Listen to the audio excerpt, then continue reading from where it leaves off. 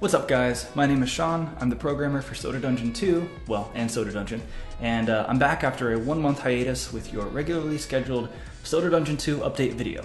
I realized I should probably introduce myself at the beginning of these because if someone randomly comes across this video, they don't have any idea who I am, so I don't know, is that a good thing to do? Whatever. Anyway, today I wanted to revisit a couple systems we've already covered in a previous video, which are gem slots and enchanting. So let me recap real quick. Some items in Soda Dungeon 2 have slots in which you can place gems for additional stat bonuses. But to slot a gem into an item, you first had to enchant it. We did it this way because we needed to solve a problem.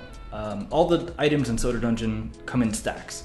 And so if you have a wooden sword, you could have 99 wooden swords or wooden shields or whatever. So if you wanted to put a gem into one of them, the question is which one are you putting it into? Which of the 99 are we considering that gem going into?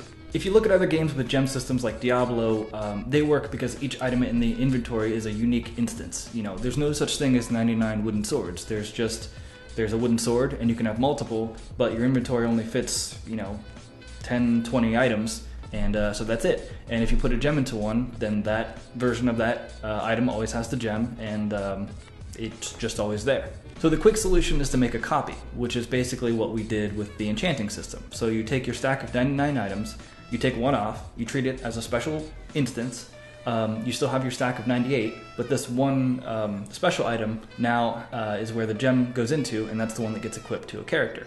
The problem is that our version was kind of tedious and not very intuitive, so in order to make that special copy happen, that was the act of enchanting the item. That's what made it take one off the stack, treat it special, and then allow you to put gems into it.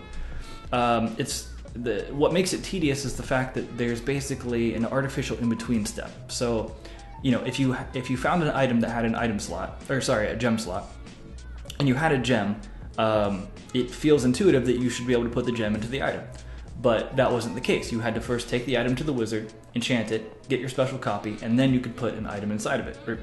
Then you could put the gem inside of it. So what's a good way to fix this system? One way is to basically enchant the item behind the scenes and remove that step entirely. So it ends up being transparent to the player. And you basically end up with these special copies of the items getting created and destroyed. The problem is that there's not really a limit to it. So with the enchanting, we could say, all right, you can only enchant 5 items or whatever the limit is. With this new system, it wouldn't make sense for there to be a limit. So you would end up, the game would end up creating and destroying all these special copies of items as you unequip and re-equip them and change gems and so on and so forth. And it just seemed like it was really going to be messy from a logical standpoint. So what we chose instead is to consider gem slots as part of the character itself, not the item. Items simply determine how many slots you have to work with. And the gems will still show up visually inside the item. It's just that from the back end, we're treating the gem slots more as directly belonging to the character. Which, to be fair, that's how items work anyway. If you equip a sword, you're basically just transferring the sword's stats to your character. That's their attack power. So gems will be no different. Instead of the gem transferring its attack bonus to the sword, which transfers its attack bonus to the character, the gem just works directly on the character itself. And if you unequip an item with gems in it, the gems also get equipped, and then everything just resets back to the way it was. This also makes more sense for auto-equip, so we're not trying to take an item that has basically permanent gems into it or semi-permanent gems and changing them around. We're just, we can let auto-equip choose the best item and then choose the best gems and then just leave it at that. So with that being said, I can actually show you a little bit in the game of how that would work. Let me just pop over here to the game. By the way, check out this amazing new title screen. It's actually still just a work in progress, but I think it's a lot better than our previous game. Got a lot more style to it. All right, so we can pop open the game here. Let's grab this file. And okay, so here's our current basically equipment screen. And as always, the UI for this stuff is very much placeholder or subject to change. In particular, you'll notice how these are the gem slots here, but obviously a wooden sword doesn't have slots. So when we get to the final version of the game, we'll display these gem slots in a way that makes sense for the item you have. Like this shield here has 1 gem slot, so you wouldn't see 4 down below, you just see 1, but right now this is just here to make it easy for testing. So we have this shield equipped with 1 gem slot. So we click on this area down here, and this gives us a kind of zooms in on the item, but we can't change the item here. This is just here. Here's the shield, and here's the gem slot. That's what this box represents here. And so we look at our inventory. We currently have 2 gems. We have a red gem with a 1 attack bonus, blue gem with a 1 HP bonus. So you can just equip it. You see the gem show up there, and then we can back out. Oh, you can also see your total gem bonus up here, which is just your 1 attack.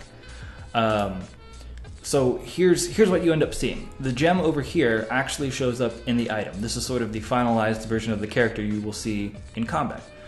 Over here though, they're still separate. So you still have your shield up here with an empty gem slot, and you have one gem listed here.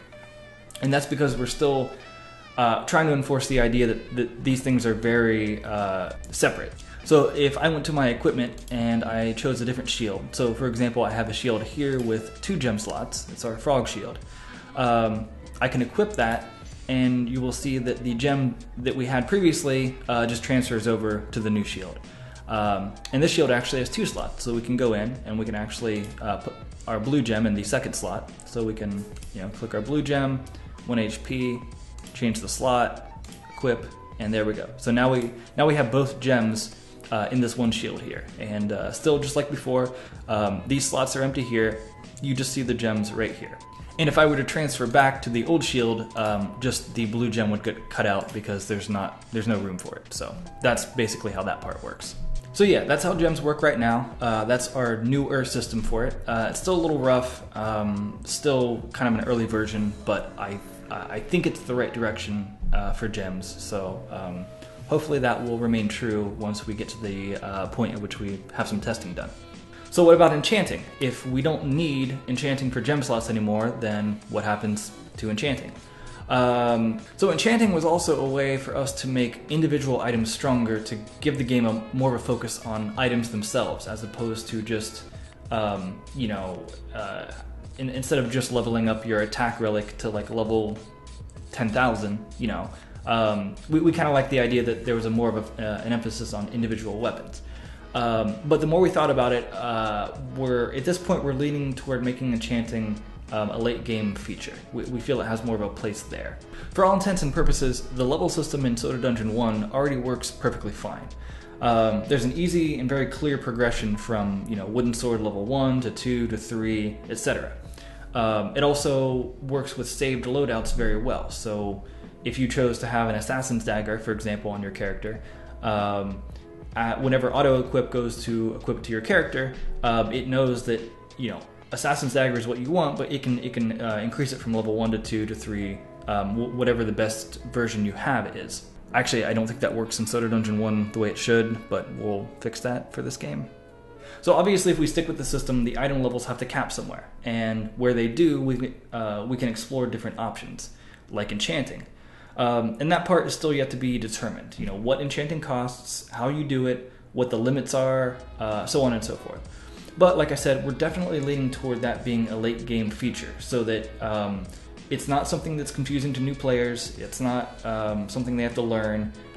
We can stick with the existing item progression system, and then once you get to that point in the game where you're starting to hit a wall, then maybe we can start using enchanting as a way to get past those hard limits in the dungeon.